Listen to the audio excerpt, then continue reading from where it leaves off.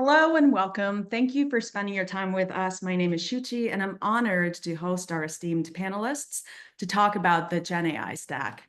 This will be a great conversation. We have a lot to get through. Do not forget to chime in with your comments and questions and tell us where you're joining from. With that, Mark, maybe I'll start with you.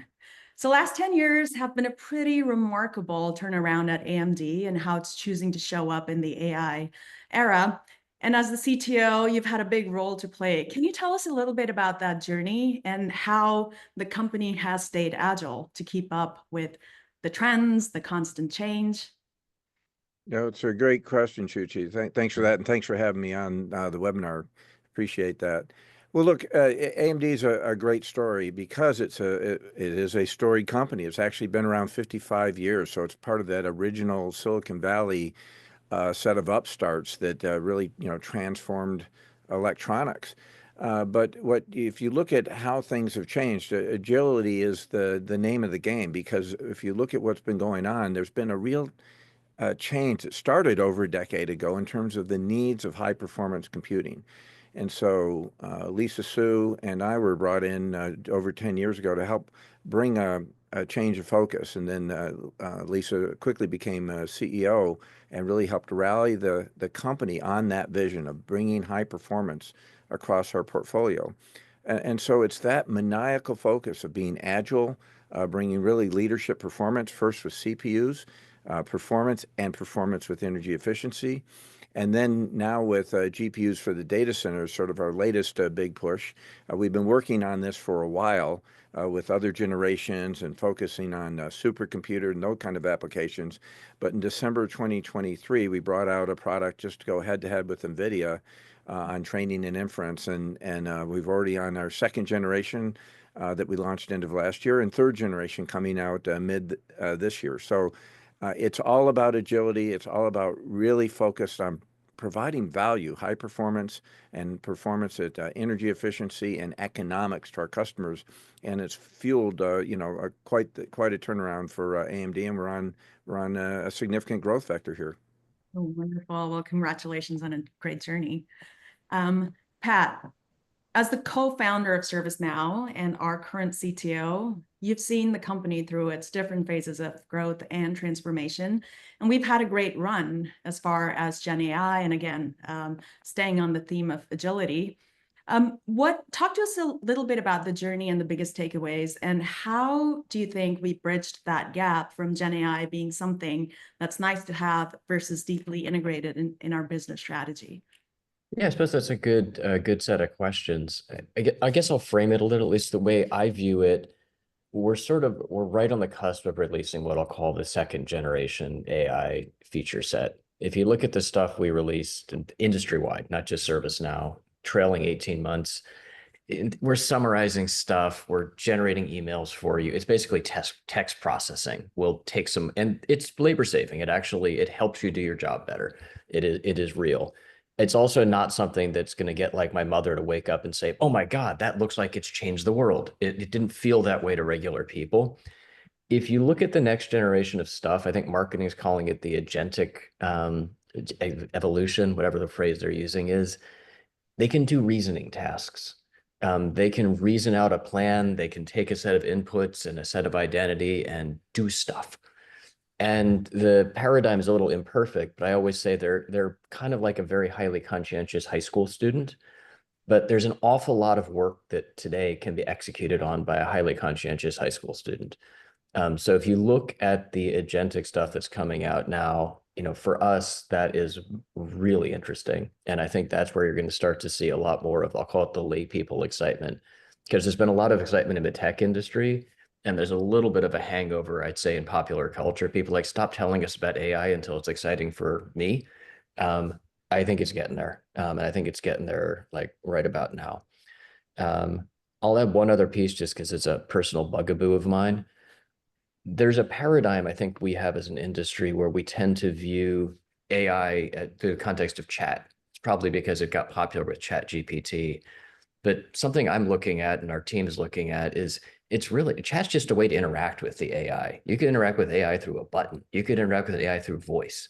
So chat is a mechanism to talk to things, to interact, but it can't and shouldn't be the only way that you access these AI capabilities inside modern products. There's lots of paradigms that we've had for 20 and 30 years that are great for accessing AI. We shouldn't be trapped in the chat bubble.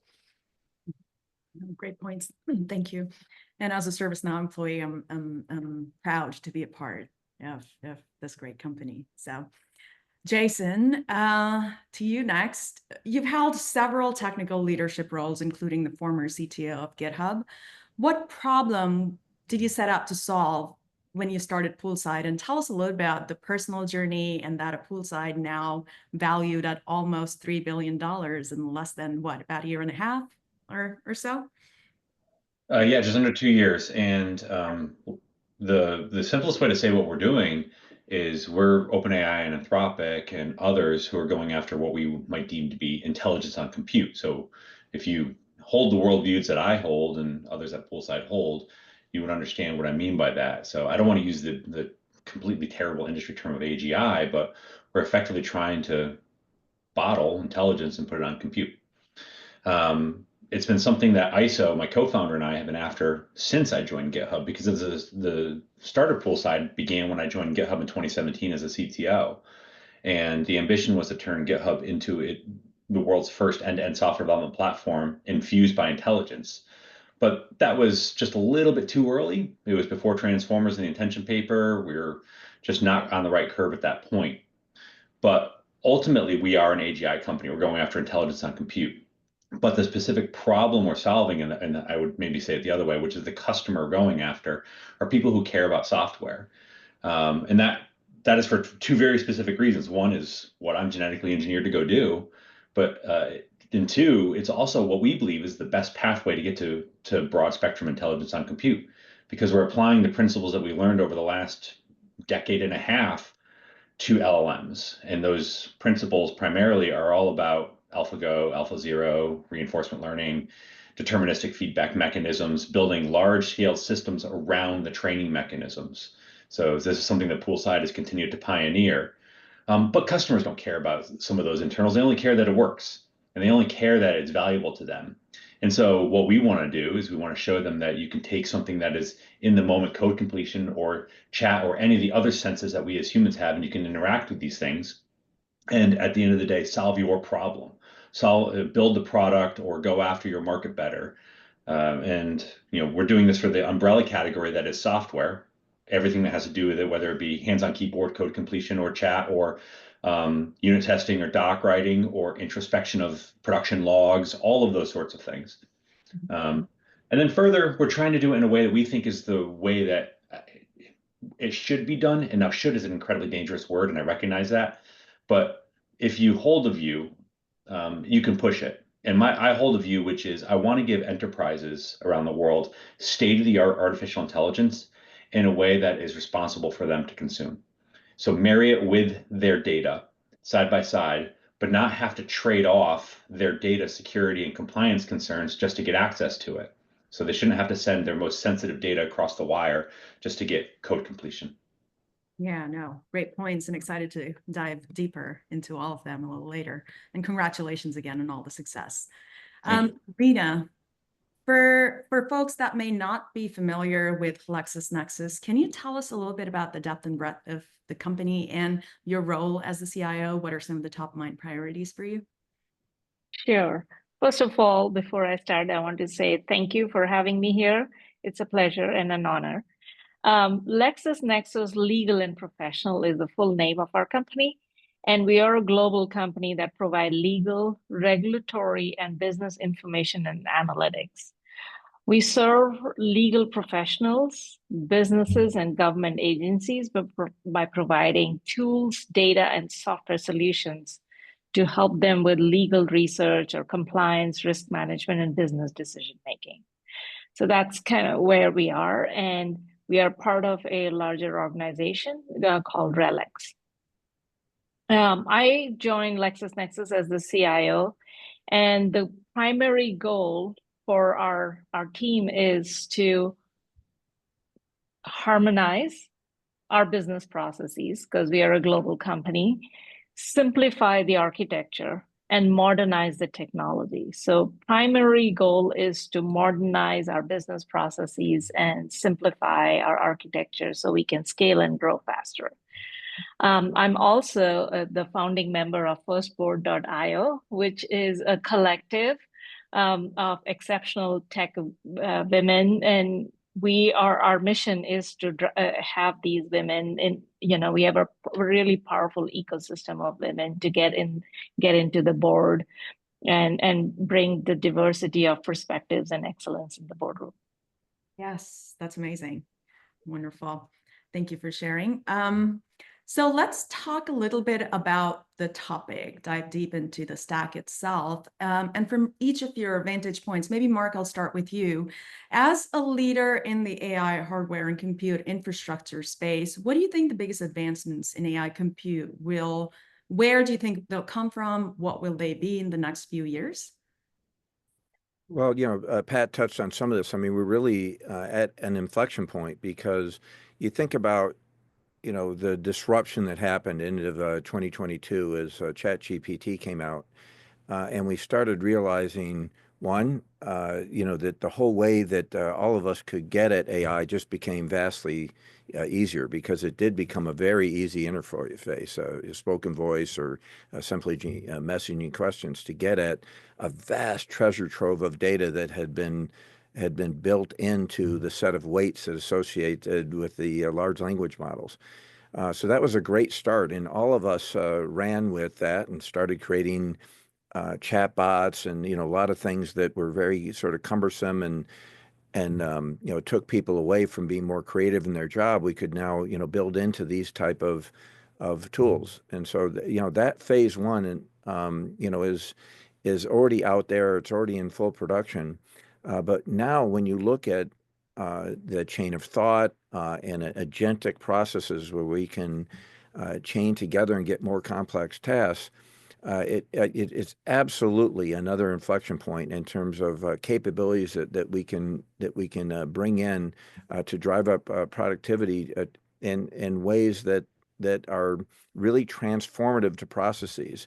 And so it's important for all of us to look at those what processes are ripe for disruption, because if you it's going to allow people to move more quickly. And what I'll say is from a company that designs the compute technology, we're acutely aware of this. So we drive internally a number of deployments of AI to speed our chip design productivity, as well as our hardware and software stacks that we put out to enable others. So so there's the first user, customer zero, you might call it, that we like to be of using this, and then frankly we have to look going down forward. What you see about these new techniques is they're driving a lot more cycles of inference, which means it's driving a lot more computation.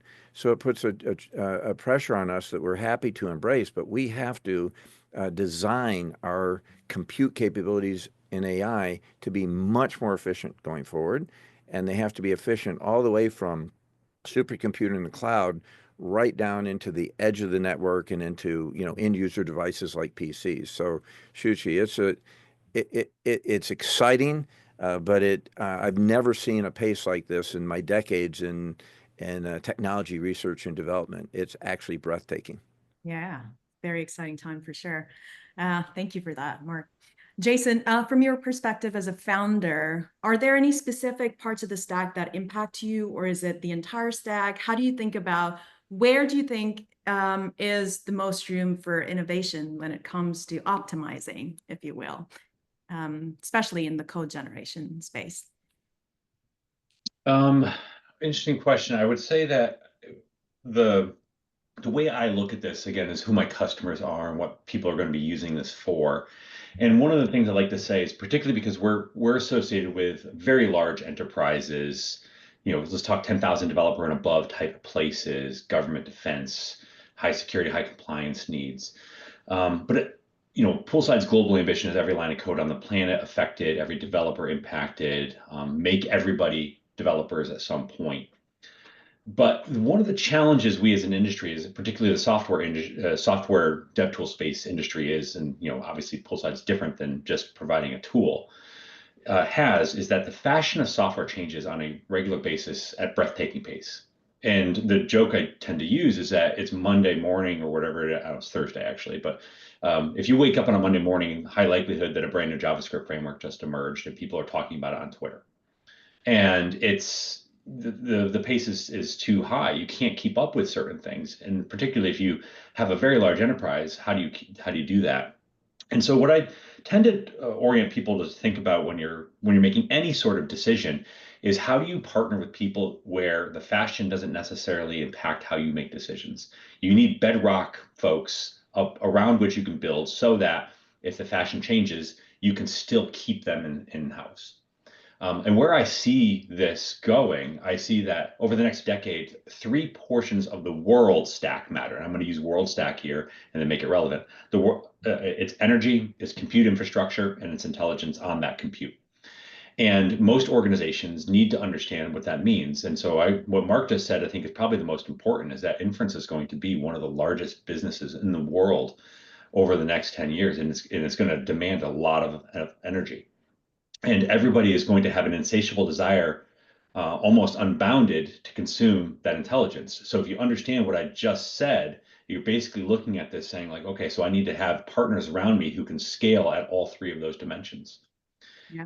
But from a software perspective, the single most important thing that you can orient around is not the interface, but it's the underlying model capabilities. And that can't be overstated because you're effectively understanding that we're on this exponential and the model capabilities, basically, if you distill it down, the only thing that matters from a capabilities perspective over the next 5 years. Great, thank you. Pat, a similar question for you from being able to scale GenAI in the enterprise sort of landscape. What are some top of mind things that you feel folks should keep in mind, and what parts of the stack? Yeah, well, I think I won't say we're unique. We're a little unusual in the industry in that we have probably more of the stack in-house than a lot of folks do. So if you look at the way ServiceNow runs models, I have sort of my own data centers. I do have lots of hyperscaler capacity as well, but our models typically run in our facilities on some big boxes we get from Dell with a bunch of GPUs we get from a GPU vendor. And we run, I'll call it medium-sized models there successfully, 70 billion parameter, a good sized chunky model. There are some really big models that in theory I could run there, but it just doesn't make sense because you end up with a stacking problem. We tend to run those on hyperscaler capacity or at least GPUs, from somebody like Amazon or Microsoft or Google. There's a third level to it as well, which is sometimes you just want to run a third-party model. I mean, there are some great third-party models out there. You can sometimes get a third-party model that you can license and run internally. A lot of times you're literally just going to call somebody else's endpoint. You're going to call the Google endpoint, you're going to call Gemini, you're going to call Claude, you're going to call something. We, in our product suite, end up supporting all three of those based on the use case. Similar to what Jason was saying, we do absolutely have a subset of our customer base which does not want their data leaving our security bubble. In those cases, we're going to route you specifically to models that run in our infrastructure. But if you look at a lot of other use cases, I can get very good results with third-party models, which often have more weights and more testing on some things than the internal ones that I can do. So. Okay, thanks. And Rena, for your industry dealing with, I would say, high stakes legal and regulatory AI applications, how do you think about it? And what components of the stack do you think are critical and important for you?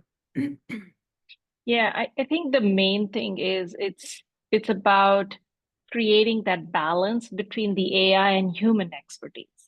I don't think AI will take over the human expertise part, at least not yet, or at this point.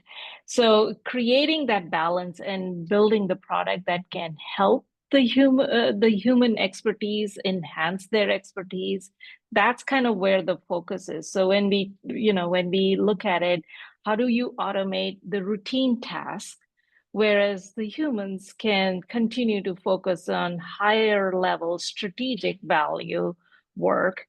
The other is that the second part is using that framework, you can then make better and efficient decisions and faster decisions because your routine tasks are done by the technology.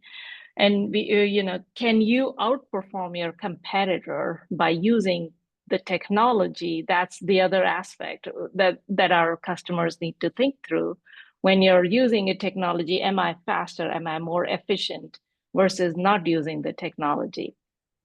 It is also, because of the newer technology areas, we are seeing there could be a new areas of practices that could be that could start. There is really a broader footprint that needs to start creating the new areas of working. New regulatory matters would come up, as we have already seen. So all of these new roles like AI model trainers, new legal data analysts, or AI risk managers. So creating that kind of environment and being able to articulate that environment, that it's not just technology. And Pat, you mentioned it before as well. How can you translate the technology? I think it was Pat or Jason, I forget. But we were talking about that technology was in the back end, and now it's coming to the forefront, and we are now able to translate the technology and show it to the people that this is what it can do for you, and this is how it works for you. And it's not about replacing humans; it's about enabling humans to focus on expert areas, whereas AI kind of takes over the day-to-day automation of your work, where you don't need to spend a lot of your brain calories, if you will.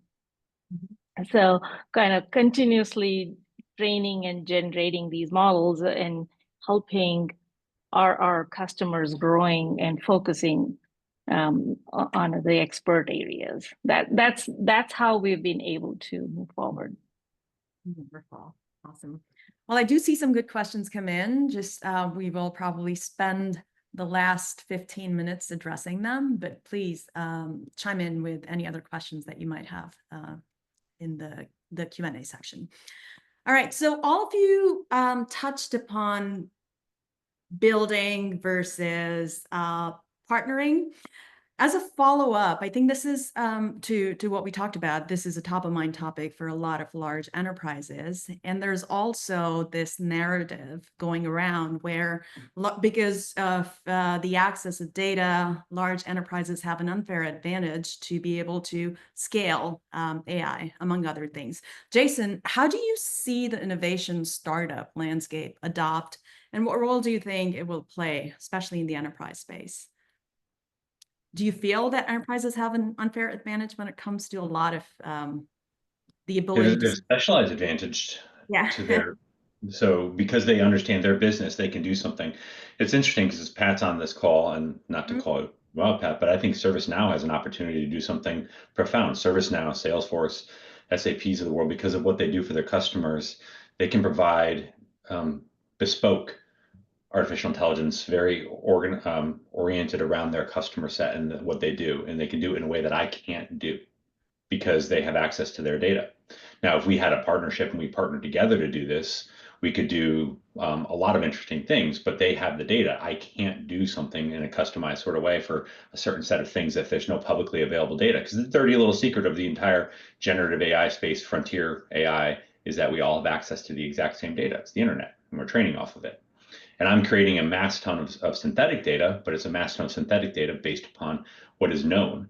And unless it's known to me, good example might be like ABAP or these very customized programming languages that exist. I need some access to that to be able to generate in the future. So I think there is some advantage, but how startups can always play in this space is you can do things just like you always traditionally would in any startup, is you can do something faster, better, or more niche. And all of those things can go at once. And many startups will never make it past the small startup phase that's very interesting and had potential, but a few make it to escape velocity, and even some become Googles. Yeah, absolutely. Pat, how do you see it all unfolding, and where do you see opportunities from a partnership perspective with the startup ecosystem, or are there areas that companies should absolutely think about building internally? How do you see that? It's a good question. I would start by saying that I think the window of opportunity for people to build their own models, if you're talking about general case models, is narrowing. ServiceNow, like I've got the resources, I build, call it medium-sized models, but you're not going to see me try to roll out a competitor with, GPT-4. In theory, it's theoretically possible for ServiceNow to buy enough compute and spend enough money on that, but it just at some point it becomes not economically reasonable. It's not a good use of the corporate resources. Where I do still think, I'll call it normal size companies like ours have an opportunity, is training specialized models for specialized tasks. And I think similar to Jason, his models are, I'm assuming, very optimized for code generation and code creation, because that's what Poolside does. Similarly, ServiceNow has an opportunity to train models that are very good at ServiceNow specific tasks. I will kind of riff a little on something someone was saying earlier, though. There are absolutely advantages being a big entity like a ServiceNow has, because I have the data and I have the context. And the best place to expose a feature to you is when you're naturally doing the thing that the feature is going to help you do. It's like, if I can plan how to work this ticket for you, there should be a little button there that says generate a plan. I shouldn't have to go to some third-party app and bodge it in there. There are also risks, though, and this is where you get to the disruption. I think that we are going to see a big disruption across the knowledge worker industry. A lot of jobs today, which are human-centric jobs, a lot of that will become AI-centric. And that's going to change the skill base of people we need to do on it. And it will probably change the number of human beings we need to do it. And if you're an existing vendor and you make a lot of money selling software to those human beings, there is a lot of potential disruption out there for you and for us. So if you're a vendor like ServiceNow, yes, we have a series of advantages, but we should be self-aware of it. Disruption is also a risk to the business. And so there's always you should have a healthy paranoia, whether you're a startup or whether you're a big company or a medium-sized company. If you ever sit back and start thinking, oh, we're perfect, we have all the advantage in this market, there's no possible disruption open for us, if that is a recipe for for rapid corporate failure. And we need to be super self-aware of it. There's pros and cons to being on the high end of this. Oh, awesome. Rena, how do you look at it from a partnership versus like building internally at LexisNexis? Yeah, I'll talk about how from a CIO perspective, how we look at it. Build, partner, buy. This is not a new decision-making framework for us. We've been making this kind of framework or decision framework for a really long time. However, with the AI technology, there is a little bit of nuance in the decision-making, and the nuance is the technology is still evolving. It's not fully matured. And the vendors that we are also using don't have very matured technology. So and the third part is about the speed to market. Everybody wants the solution. We also want to deploy the solutions, the use cases to the businesses really fast. So having those additional parameters involved in decision making, there is an approach that one could take is build and buy at the same time. You build and you start evaluate the vendor solution or partner with somebody, and then you don't have to make the decision right now. You can start to build smaller solutions, and then the vendor is ready, or you have a mature solution elsewhere, you can then pivot, or maybe your own build would become so mature then you don't have to buy. So that is the paradigm shift that I'm seeing within this area of focus, where we have to experiment. We have to experiment internally. We have to experiment with the solutions out there, and then do that bake-off. So build, partner, buy. I think at this point, I won't call it as a versus. I really would call it as a build and partner and buy all together, and then see what works for us. Absolutely. No, that makes total sense. Mark, where, from your perspective, I don't think a whole lot of companies are going to touch that compute layer or chip layer. How do you see the ecosystem evolve when it comes to keeping up with the growing demands for compute? Perfect, Shuchi. I do want to comment on partner opportunity for AMD, and then let me talk about the ecosystem. Yeah. It's actually a key differentiator for AMD because what we've done is built our AI compute platform on the principles of that our whole company is run on, and that's open. Our software stack, ROCm is our stack. It's the alternative to CUDA, but ours is open. And we now have created a community, and just in fact, that was the focus in 2025 is to create, get pools of machines where other developers can innovate and improve code and run, a continuous integration and promotion of code out there for the community. We also partner, and part of the way that we're able to compete against a much larger competitor is by partnering. And so we collaborate and we listen very, very well. So we have earned our seat at the table with Meta, with Microsoft, with OpenAI, OCI, and other hyperscalers to really understand where we can provide a difference. And then lastly, on enterprise, we talked about enterprise and very well articulated here how the secret of enterprise is to focus on the data you have. And it turns out it's not just the data. There's usually some unique algorithmic approaches that each enterprise faces. And we engage on enterprise. I was just on a panel yesterday with one of our customers, Absci.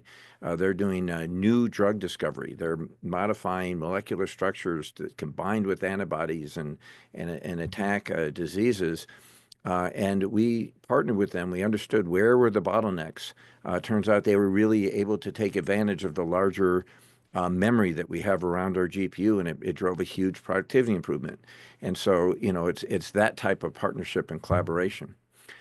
So it's a huge part of who we are at AMD, and it's been fueling our growth. We went from 100 million in GPU AI sales in 2023 to 5 billion in 2024, and it's built on collaboration and partnership.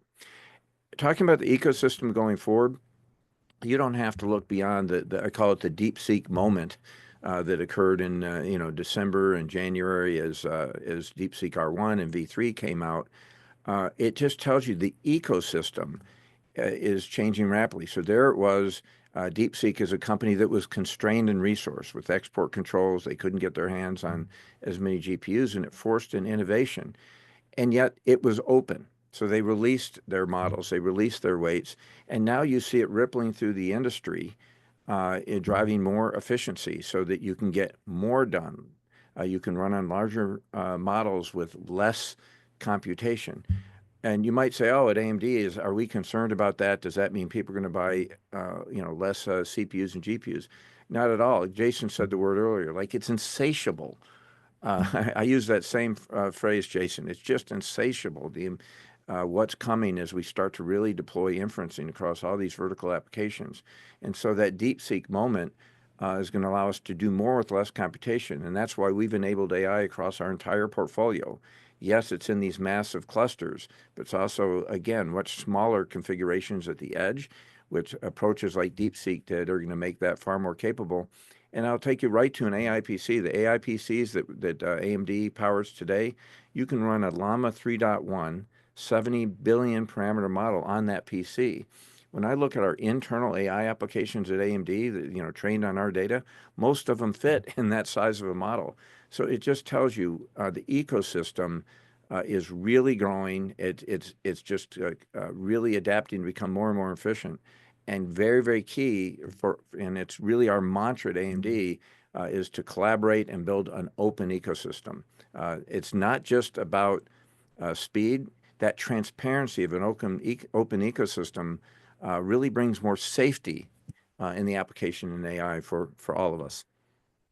Wonderful. Well, no AI conversation is complete without DeepSeek, and I want to come back to it. But before that, staying on the partnership question, how does one, I'm sure there's folks in the audience that would love to know, how does one sell to you, partner with you? Anything else to add there for all of you? Pat, yeah. I guess I'll start. I mean, fundamentally, we're looking for stuff that solves a problem that we can't solve internally or solves it better than we can solve internally. And we typically, there's always exceptions, but we typically buy what I'll call primary technology. So if you look at the people we partner with, we don't tend to like partner with a never application vendor. We're more likely to partner with a technology. It's like, oh, you've got a great model, maybe we'll license that model. Or hey, you've got a great tool which is going to help us write code faster, let's talk. That tends to be where we engage, but it's almost always going to be based on is it good technology that solves a problem we don't have and benefits our customer base, either directly or indirectly. I'm sorry if that sounds vague, but the reality is we're pretty broad based on where we're open to partnering and we're open to licensing and using stuff. It's not like we've only got like one little niche where we'll talk. So my advice, if you got interesting stuff, definitely reach out. We're definitely listening. We're not always going to say, oh yeah, we totally want to deep dive with you on that. But we're always going to at least listen to you at least once. Great. Right. Jason, as you speak to, I guess, a portfolio of enterprises that you're working with, any top of mind thoughts or any advice for how they are looking at buying solutions? Well, buying solutions for the enterprise comes down to similar things to what Mark and Pat in particular said. Are you solving a problem? And they don't know the words, and so we have these conversations, but they're looking for something that they can build around. So they don't want to have to change things as every 5 minutes something materializes new. They want to know that a vendor is kind of on their own exponential, and they can bet on that vendor to a degree. Particularly when it comes to things that they're not going to be experts in, but are critical to their business. So the way I see the market shaping up is that most of the enterprises in the world are going to understand that they're going to be working with some portion of homegrown, some portion of vendor-related artificial intelligence assets. And they'll probably make several decisions. So you might have a general purpose, you might have a software specific. And if you're in the world of robotics or genomics or whatever, you're going to understand that world and who they are. And then what they're going to look to do is how do they build around internal and external use cases? So Pat already said this, but when it comes to things like workflows and what does your company do that you can leverage these things for, either the homegrown ones or the vendor ones, to express something new to your audience in a way that's interesting. And it's not always going to be chat. It's going to be something different as well. And I think that's important. So, but most of the people are looking for folks to help them understand what's happening. Now, this group is different than what I see vast majority of the time, and I feel privileged to be able to do what I'm about to say. But 3/4 of my conversations are, hey, you're the former CTO of GitHub and you're building this thing. I want to take a look. That's the first quarter of the conversation. The back 3/4 of the conversation is, can you take your vendor hat off and help me not get fired? Like, I need to understand what's happening in the market. I need to understand how to read the tea leaves. I need to understand all of that sort of stuff. And interestingly, I find I personally get the most value out of that because you can help people understand what DeepSeek was, or what RL is, or what the advantages are today versus what they will be tomorrow, and how to think about it. And to Pat's point, how to think about your internal business as well, because if you have an employee doing X, the relationship to that job might be very different in as little as 6 months, a year, where that job is the mean version of that job is done by artificial intelligence better than the person. Yeah. Wow. Great points. Thank you. Rena, anything to add there? Yes, definitely. Because I'm one of the customers who gets reached out. I'm going to add to what Jason said. It's about knowing your customer when you're having the conversation. That is very, very key. Everybody is in a different journey. And as I mentioned before, knowing the speed, how fast we can enable these technologies to help our businesses in growing and maturing and scaling, that's where the partnership matters the most. Really understanding our problem statement and really understanding where we are, what is our trajectory, where do we want to grow, and then coming up with the ideas. The other thing is also disrupting, one of the thing is in the environment, if you have a lot of legacy, how can you translate that legacy into modern without having to do multi-million-dollar, multi-year projects to do that migration? Can AI really help us in that? And that is a challenge out there for all the vendors or all the technologies, startups to help us come up with that idea, come up with that design, and let's partner and let's go implement those solutions. Wonderful. I think that's great customer feedback for all of us. So thank you. All right. So looking ahead, by the way, Mark, anything else to add there? Nope, I'm good. Yeah. Okay, cool. All right. So looking ahead, what emerging trends in AI across the stack do you think will have the biggest impact on enterprises kind of scaling AI? And how do you optimize maximum ROI from that? Who wants to go first? I guess I'll give two. I guess I'll give two vectors of that. So one on the actual training side of the house, if you happen to be training your own models, we sort of reached like I'll call it the brute force plateau this summer. Like there's only so much smarter you can make the model by throwing more data out of it, and we just kind of ran out of data too. I mean, there's a point where you reach a point of diminishing returns, and we were there. What you saw with things like DeepSeek, it was super clever the way they managed to make that work on H800s. I mean, they were theoretically not supposed to make this work, but they figured out a workaround. Smart people. The interesting thing they really did though, is they figured out how to generate good synthetic training data for reasoning tasks. And that's a legit breakthrough. Like that has changed the way people train and create reasoning models. And that's kind of what I'm expecting to roll out across the industry in the next, call it 3 to 6 months. I think you're going to see a lot of iterative improvement on the reasoning tasks because it used to be really hard to get training data for these things. Medium term, though, I have a hard time predicting when the next breakthrough is going to happen. That's why they're called breakthroughs. They kind of surprise you. But I am expecting us as an industry to have to find more step changes and different approaches in the way we train these things, because we do seem to be reaching sort of about as good as you can get just by throwing more and more data into the training pipeline. At some point, it just doesn't get any smarter, or it actually gets dumber. The second part of that, on the application side, we are seeing a shift, and it's already happening, away from, I'll call it just pure text processing jobs toward reasoning tasks. The example in a ServiceNow context is, like in the AI stuff we're releasing, like literally 8 days from now, 6 days from now, you can send in an email that says, my laptop's not working. An AI agent will pick that up. It'll actually do a bunch of research because it has access to ServiceNow data, find out what kind of laptop you have, find out when the last time it was patched was, find out what the stats are from when you were coming in through our Dex product, decorate all that stuff into the ticket, maybe even look in the knowledge base and open problems and see if there's like a particular plan of action it can recommend.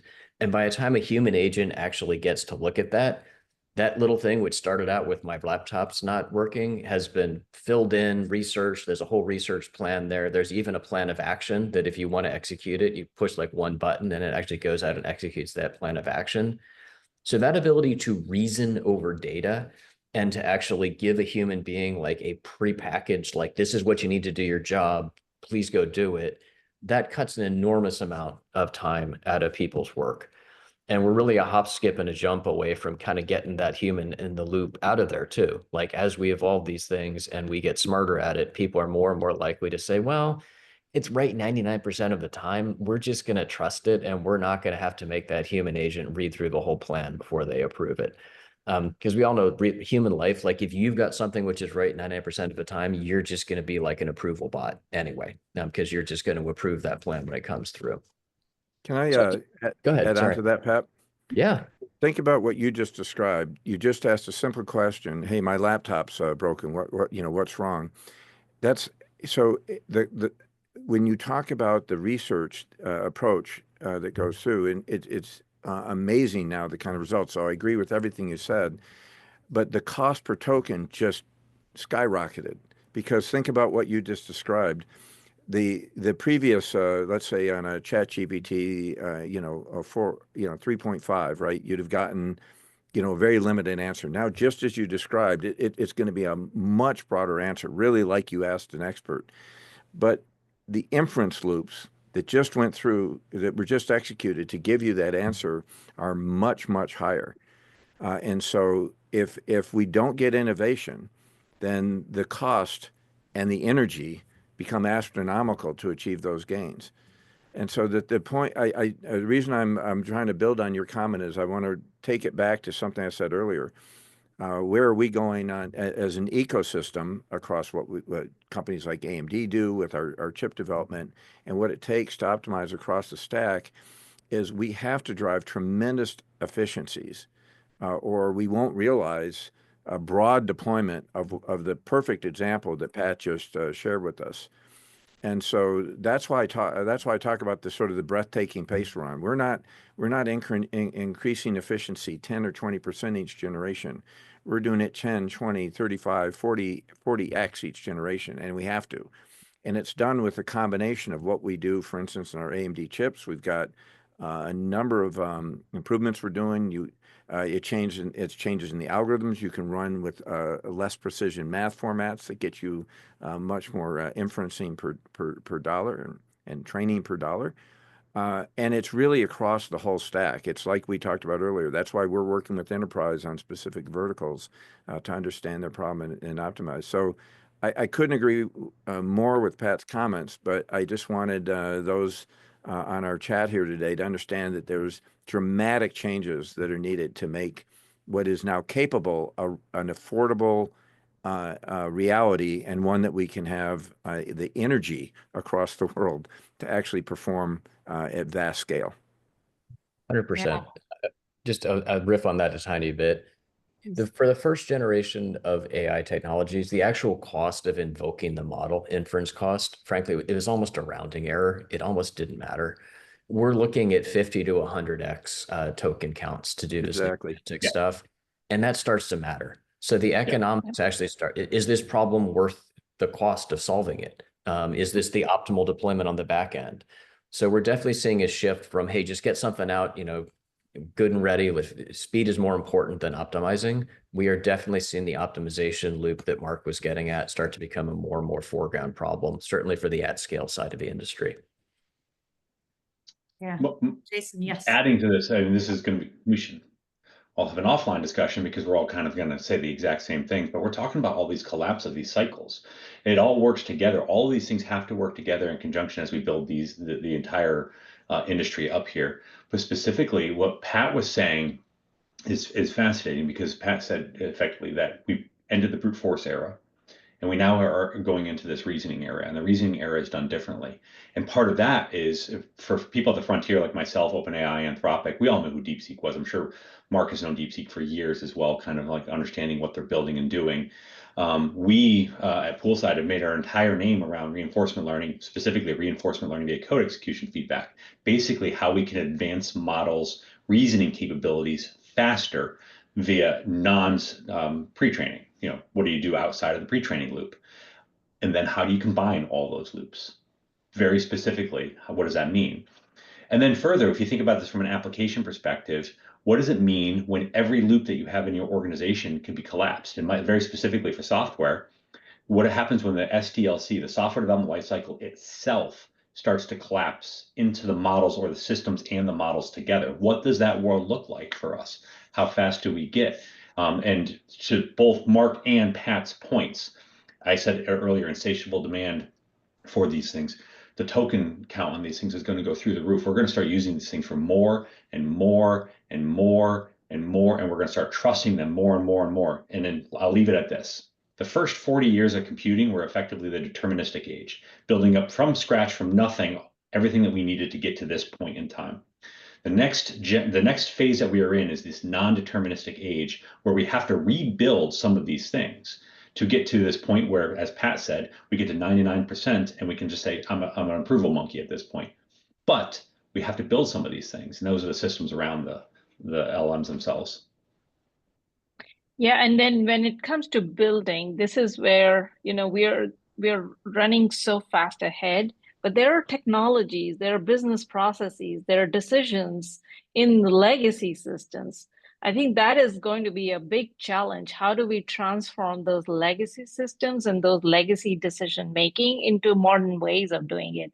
So whether it's through reverse engineering the code, because people are not there. People who build those systems no longer are there, and we don't know what those systems do.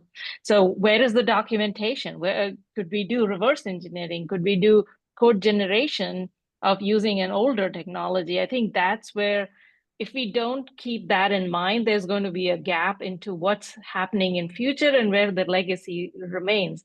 And the companies who have the legacy will start to feel this push and pull between the newer technology and the legacy, because I have to maintain the legacy while I'm also implementing the newer technology. So that's going to be a big challenge if we don't catch up the legacy environment to the speed, or bring the legacy environment to the speed of the modern technology. No, that's wonderful. As a follow-up, before, I know there's a bunch of questions from the audience, and I do want to be mindful and take them, but anything from a legacy perspective to what, as we're all building in this space, is that something that's top of mind for the builders in the space? Pat, Jason, or Mark? Well, it's a top of mind for us. I mean, we've got, a $12 billion customer base that's using things in traditional workflow software. Like, we're really good at it, but it's forms-based workflow, it's back-end data processing, it's approvers, it's requesters, it's assignees, it's forms-based workflow. That as an industry is evolving. So from a legacy perspective, if you're a startup, you look at that and you're like, that is awesome, I can disrupt that. If you're an existing vendor, you look at it and say, that is awesome, how do I move my customers there without leaving them behind?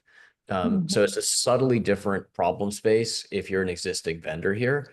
And the failure mode, if you're a legacy vendor, is you put your head in the sand and you're like, well, we don't need to adapt to this.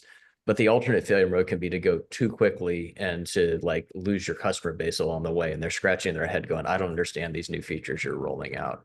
So I would actually argue in a lot of ways, the business problem is harder for an at-scale vendor in this time than for a startup. With a startup, you can be sort of very focused on, I'm going to build something that's the best possible solution for this problem.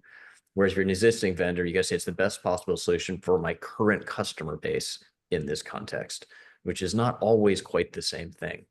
Hopefully it's very close, but it's not always exactly the same thing. I would add, it's an opportunity as you look at reinventing workflows. AI is an opportunity for us, all of us. If you're driving an enterprise, you're driving a startup, you're at a large multinational company. This is a once-in-a-lifetime opportunity to leverage legacy data, but reinvent workflows. And what I would suggest, one of the things we've done at AMD, and we do this as we work with customers, is as you reinvent workflows, AI is an opportunity to think cross-silo. People have always run their businesses, and what do you do when you have a large task? You subdivide it, you have different groups, and they solve, and then you piece together a solution. The data of each of the groups in building whatever your product is typically was isolated.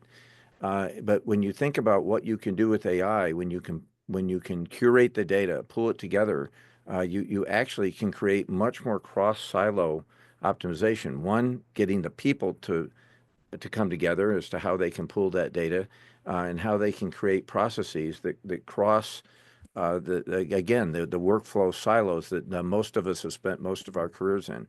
It's a tremendous opportunity to reinvent. So it's both leveraging the power of AI and then the power of this disruptive transformation can cause us to rethink all of our workflows. Only thing I'll add to this, which is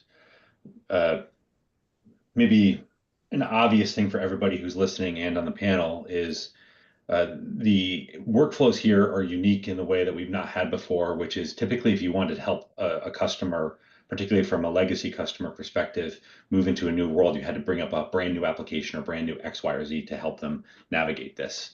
It's pretty famously done in the industry. Here, you could do things in a very specific sort of slim way on current workflows or current interfaces, and then pull them along gently over some period of time. You don't have to be massively disruptive to them, so that you can help them along. And it's important because customers, you can't make them skip steps sometimes because you'll lose them along the way. You could grab some set of customers in some sort of even distribution that are willing to go all the way with you right away, but some of them are going to be longer tail. And you could do that here. It could be gentler, and it's a fascinating way to bring people along on this.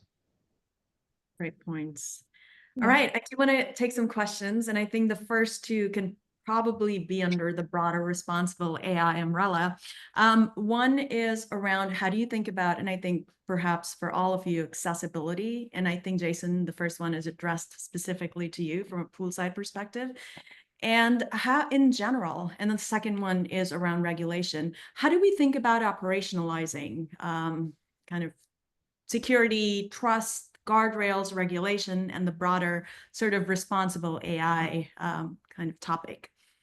So who? Happy to jump in and do both of these. So one is, I think when it comes to accessibility, we have a lot of data that we can use on the internet already, but it's obviously not as much as non-accessible data that's available to us.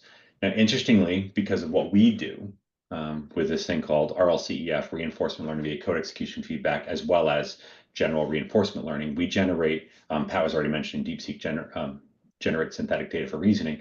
We do the same, and we do it for large-scale software-oriented tasks. So like large-scale refactors or things that matter to people when they're developing software. So we're not just a code gen or a coding tool. We're a general purpose LLM that happens to be oriented towards software using very specific techniques. So we can do something very specific here, is that we can generate per use case. So we have generated trillions of tokens related to software, and part of those tokens might be things like large-scale code-based refactors or accessibility or things of that nature. You take on the task that you want to get done and make the model better at, and you spend compute cycles to generate that data so that you can use it in future training sets. So it's incredibly important and something that we'll need to go do. But what I will state is that this is now an opportunity to get out of some of these holes. If you don't have the data to do this before, you were stuck. You had to hope the new data was created, but we don't need to do that anymore. But the second thing I'll say is this is actually a passion area for me. So I almost want to take my poolside hat off here and say the following thing. And I'm very much opinionated on this, and I recognize that, but I was in the room for GPL v2 and v3, and I've been in the open source community for the last 20 years.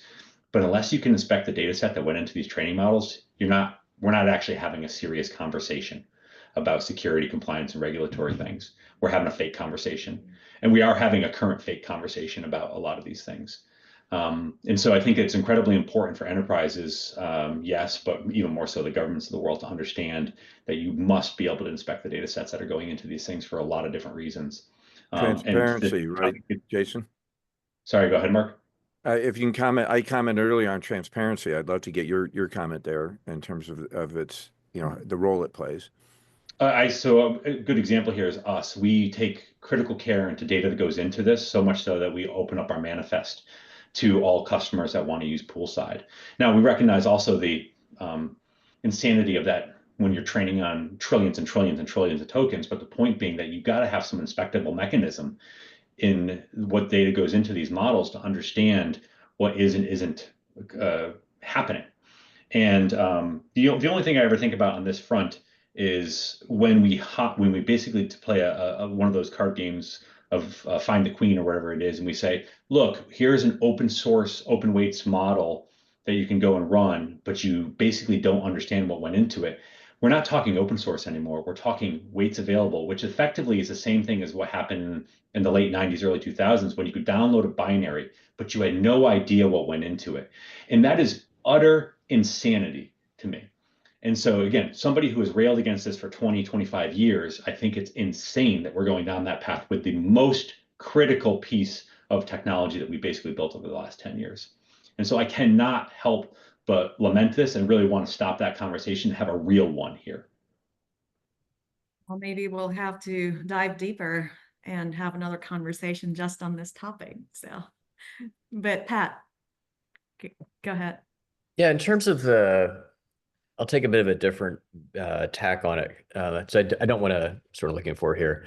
You make some good points, Jason, and I feel you on a number of those. Like, for example, we're not running DeepSeek internally. I can't prove there's anything wrong with it, but I've got a lot of US government customers who get nervous, and there's always the possibility there is some subtle poisoning in the input data set that is just not obvious at this level. Talking more generally, though, about the whole trust issue, there's two sides to this from what we've seen. One is kind of meeting the regulatory requirements. And like, if you're doing business in the EU, there's a set of regulations there, there's a set of regulations here. Some of this is just, it's bureaucratic back-end work you have to do. Some of it, like we literally have an application ServiceNow sells to help you do regulatory checks against your LLMs and your models and stuff like that.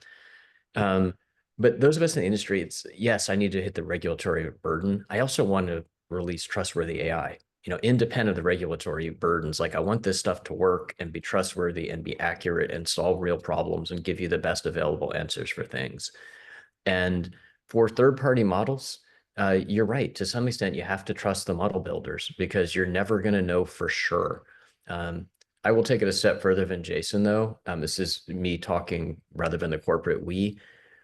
The level of complexity in a modern model it's infinite. So even given the weights and even given the training vectors, it is non-deterministic and arbitrarily complex. And based on that, I personally feel like that the only thing you can hope to do is be empirical about it. You look at the outputs. Like I question whether knowing the full input data set is going to help me know if it's a good, trustworthy model or not. For me, it's more about modeling the outputs. When I give it this set of inputs, do I get a good output? And a lot of our internal model evaluation is actually human beings evaluating different scenarios across the model behaviors. I would say to follow up on what Pat said here is my simple framing of this is that we as humans proxy a lot of different things. In this case here, we need to proxy trust to the vendors. And I think that you have to earn trust. And I think it's really critical that you earn trust here. And one of the ways that I'm attempting to do that because of I'm not ServiceNow at the moment in terms of the size and scale and scope and history, is to do a set of things. But ultimately, at the end of the day, you have to proxy that trust via somebody's past actions and their future trajectory, as well as what Mark was saying. I believe both Pat was saying both the inputs, but and particularly the outputs. They have to be combined together. But at the end of the day, this is why I also think working with vendors on this stuff is very important. You're effectively trying to find those people you can build around. If I can add one point on that to Jason and Pat. So there's the trust of the model and your application that both Jason and Pat talked about, whether it be poolside, ServiceNow, and applications. The other side of trust is I'm using those tools and I have my proprietary data. So here I am, company X, and I'm running your service. I have to trust that you're not, that no one else can get at that very proprietary data I have. So that's another challenge that we have is it's handling each of our data. One of the things that we've done on CPUs and now extending to GPU is the concept of confidential computing, meaning that you can run on that data, but you, the user, control that, the keys. So the data is encrypted at rest and in motion, but the partitions that you're running on are closed only to you. And I think that's going to be incredibly important for people to trust the other side of the equation. That is their data that they're running the inferencing on. I can't overstate what Mark just said here. Right now, I'm telling people not to trust me. This is my whole pitch. Don't trust me. I'm going to give you an open model you can inspect the weights of and stuff like that. But I'm actually going to install this inside a place where you don't need to trust me right now because you don't need to send the data over. Because we lack critical infrastructure that makes it so that they don't have to send their data over. And I say, I promise to do right by this. So I think what Mark is talking about is actually critical for the next 10 years. Right. Yeah, having that transparency and accountability is very, very important. So if you're transparent and provide that kind of what Jason was just mentioning, then I think the customers start to build a little bit trust and go from there. Wonderful. Well, we're 3 minutes over time. We could continue the conversation. I'm sure I have lots more questions. I think we'll need to regroup. But thank you all for being with us, for sharing your insights and your time. Really appreciate it. And thanks to our audience. Apologies we couldn't take any all the questions, but hopefully we'll come back to the questions in our next conversation. Thank you all, and have a great day. Thank you. Thank you. Thank you. Great.